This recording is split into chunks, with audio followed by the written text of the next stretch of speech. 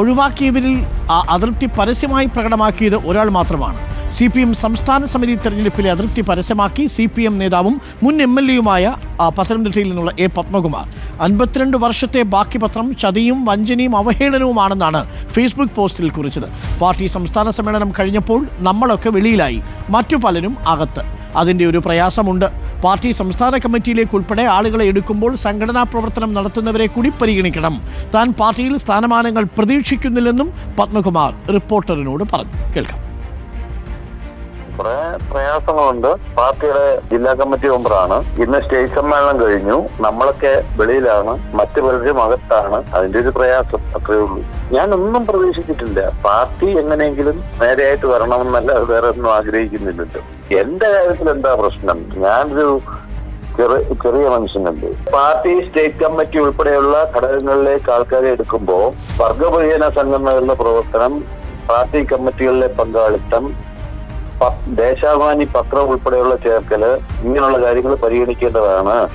അങ്ങനെയുള്ള കാര്യങ്ങളൊന്നും പരിഗണിക്കാതെ പാർലമെന്ററി രംഗത്ത് മാത്രം നോക്കിയിട്ട് എടുക്കുന്നത് പാർലമെന്ററി അവസരവാദത്തിന് വഴിയൊരുക്കും. അത്രയേ ഉള്ളൂ.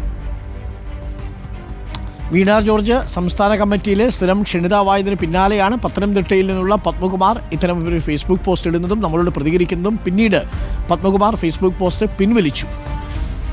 പ്രവീൺ പുരുഷോത്തമൻ നമുക്കൊപ്പം ചേരുന്നുണ്ട്. പ്രവീൺ പുരുഷോത്തമൻ, വീണ ജോർജ് സംസ്ഥാന കമ്മിറ്റിയിൽ ക്ഷണിതമായെത്തി, എന്നാൽ പത്മകുമാറിന് അവിടേക്ക് എത്താൻ സാധിച്ചില്ല എന്നതും ഒരു പ്രധാനപ്പെട്ട കാര്യമാണ്. എന്നാലും അതൃപ്തി പരസ്യമാക്കി, പക്ഷേ ഫേസ്ബുക്ക് പോസ്റ്റ് പിൻവലിച്ചു. പക്ഷേ നീരസമുണ്ട് അല്ലേ?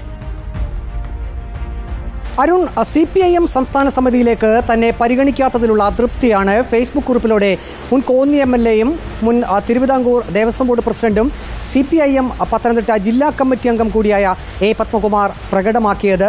ചതിവ്, വഞ്ചന, അവഹേളനം, 52 വർഷത്തെ ബാക്കി പത്രം, ലാൽ സലാം, ഈ വാക്കുകളാണ് FB പോസ്റ്റിലുള്ളത്. താടിക്ക് കൈവച്ചിരിക്കുന്ന ഒരു ഫോട്ടോയും കുറിപ്പിനോടൊപ്പം A. പത്മകുമാർ പങ്കുവച്ചിരുന്നു.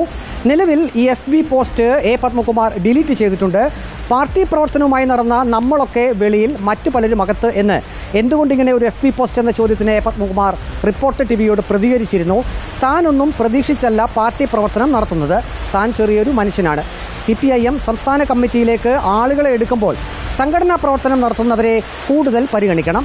പാർലമെന്ററി രംഗത്തെ പ്രവർത്തനം മാത്രം നോക്കി CPIM സംസ്ഥാന കമ്മിറ്റിയിലേക്ക് അവസരം കൊടുക്കരുത്. CPIM സംസ്ഥാന കമ്മിറ്റിയിലേക്ക് പാർട്ടി പ്രവർത്തകരെ പരിഗണിക്കാതെ. എന്തായാലും പത്മകുമാർ തന്നെ നീരസം ഫേസ്ബുക്ക് പോസ്റ്റിലൂടെ പ്രകടമാക്കിയെങ്കിലും പിന്നീട് ഫേസ്ബുക്ക് പോസ്റ്റ് പിൻവലിക്കുകയും ചെയ്തു. അങ്ങനെ സംഭവബഹുലമായ കൊല്ലം സമ്മേളനത്തിന് കൊടിയിറങ്ങുകയാണ്. ചെങ്കടലേറ്റം അവസാനിക്കുന്നു. ഇനി അടുത്ത തെരഞ്ഞെടുപ്പിനെ നേരിടാൻ ഒരുങ്ങുകയാണ് പാർട്ടി എല്ലാ തലത്തിലും. ഇനി വരാൻ പോകുന്നത് മധുരയിലെ പാർട്ടി കോൺഗ്രസ് ആണ്.